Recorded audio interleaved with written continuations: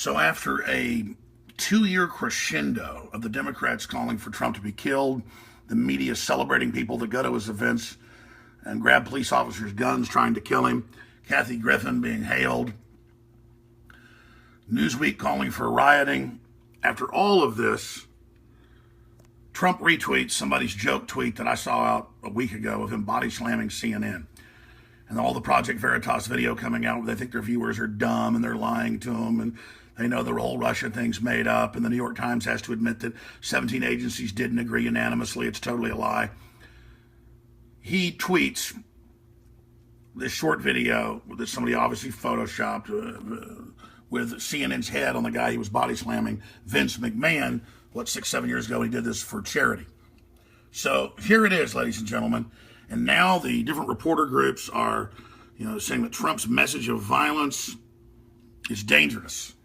When CNN and all these groups have declared war on America, backed Al-Qaeda, ISIS, backed the Arab Spring, are anti-Christian, anti-gun, anti-flyover country. They hate bitter clingers. And Trump knows the country's balkanized and polarized.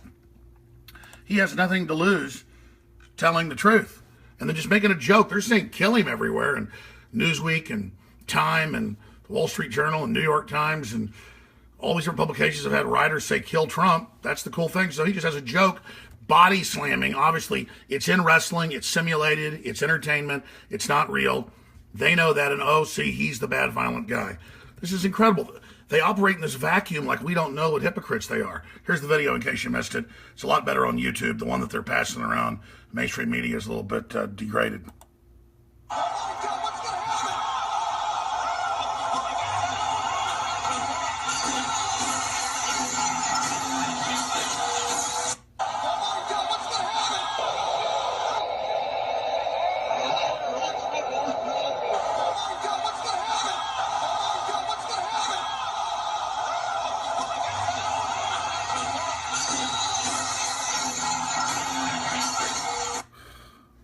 So what's amazing is these people can't even handle anybody firing back, even in a friendly way. I mean, look at this little joke. President Trump's son-in-law and advisor compared to Kathy Griffin plans to travel to the Mideast today on Wednesday to jumpstart a U.S.-led peace effort. Kushner will. We've got some auto-loading stuff going on here. So they just can't handle it. I mean, you got CNN caught staging just a few weeks ago, Muslims in classic Bin Laden style garb, totally actors, sitting there laying wreaths for those that died and that were attacked in the stabbing attacks and bombing attacks. And you've got the famous, little kid that's dead, and then they restage his body, very, very sad. But that's what goes on, because Soros and others have opened up Europe as part of the UN deal to bring in Muslims to repopulate it. The OECD announced that last week. I mean, this is what they're doing. So here's some more stage video. Stage video shows refugee faking drowning. Is especially fit to achieve. It's pretty powerful information. It's up on infowars.com. So I suggest that everybody go there and watch that video that Paul Watson put out, because it really says it all. And it's in better res than what I'm going to play it for you here, but here it is. A new video clip shows what appears to be the staged drowning of a Syrian refugee.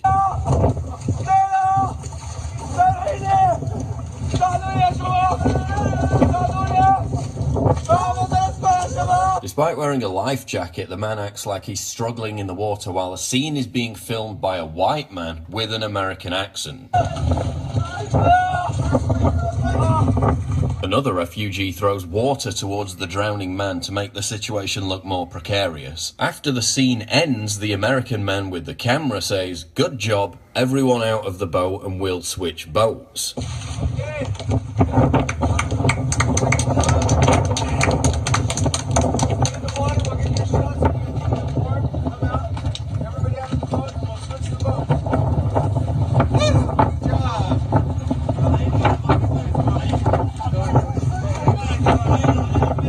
Location and circumstances behind the clip are completely unknown. The key question is, what was the footage being filmed for? If it's for a work of fiction, then they have plausible deniability. If it's for news or documentary footage, then this is damning. The third possibility is that the whole thing was staged by right-wingers to make refugees look bad. We've seen other examples of staging where supposedly drowning refugees are shown to actually be standing up in the water. That's not to say that migrants aren't actually drowning. We know more than 5,000 drowned last year alone. But what's the origin of this footage and its intended purpose? Let me know what you think in the comments below, and please remember to subscribe to the channel. For more breaking news, visit infowars.com. That's right. Let me explain how this works. You see, they say that Saddam was bashing babies' brains out, hundreds of them, to get us into the Gulf War. I'm not saying Saddam's a good guy, but they admit that's fake now. We have to question other events because they've been caught staging so much. Sometimes it'll turn out stuff's real. Then they'll say, oh, you don't care about the drowning man. Or, oh, you don't care about the children that were shot. No, if Bloomberg's involved and you've got Anderson Cooper using fake background blue screens, it doesn't mean something didn't happen. It means it has to be investigated. And the public didn't buy Sandy Hook. They didn't believe it. I investigated both sides. But regardless, they then create a cause celeb and make it all about like gun owners committed the crime. Gun owners, through extension, killed the children at Sandy Hook. So it has to be stood up against because PR firms are using the tragedy to demonize the Second Amendment. That's why people are sick of this, and that's what we know is synthetic.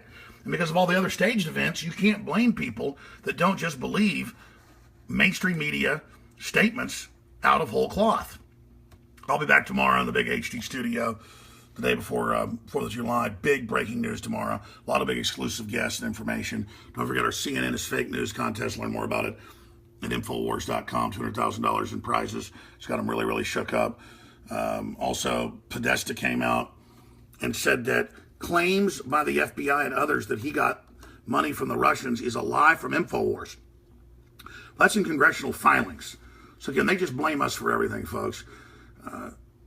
So much more on that front coming out at infowars.com. Everybody have a great evening, and I will see you hopefully back tomorrow, 11 a.m. Central Standard Time. But tell me what you think about this video right here, and of course what you think about Trump and the big smackdown that we just witnessed.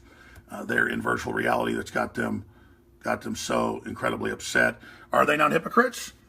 Do they think we don't notice all the violence they're calling for and revolution, what Michael Moore is pushing or what George Soros is pushing with their big days of rage that are set to kick off tomorrow? That's right, infowars.com/show. We're kicking your ass in the info war. We don't need violence. We don't want violence that's offensive, but we will defend ourselves. If you want to see some really unintentional comedy, go to my YouTube channel and watch the leftist training for Civil War and combat. It is like watching Teletubbies, basically getting lobotomies. Again, infowars.com/show to find all the live feeds, archives, and more. And please spread that link. They're trying to censor us and trying to block us because we understand the globalist paradigm. We're exposing it.